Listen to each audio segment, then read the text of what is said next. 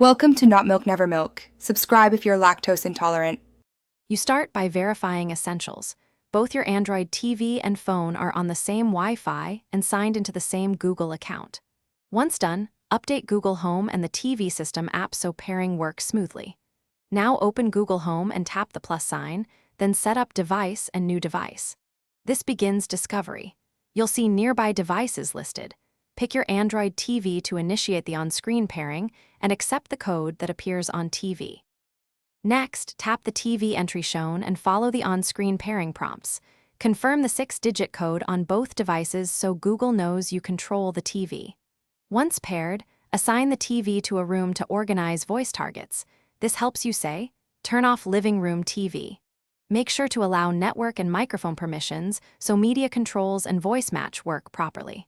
Finally, adjust default media and assistant settings so casting and playback commands. You finish by testing common commands like, "Hey Google, play Netflix on living room TV," and casting a video from your phone to confirm control. Once verified, create a routine for multi-step actions such as power on plus switch input and save it to a voice phrase.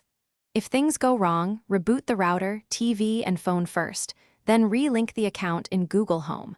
If problems persist, reset network settings or factory, reset the TV as a last resort to clear pairing issues. Thanks for watching. If this was helpful, leave a like and consider subscribing. See you next time.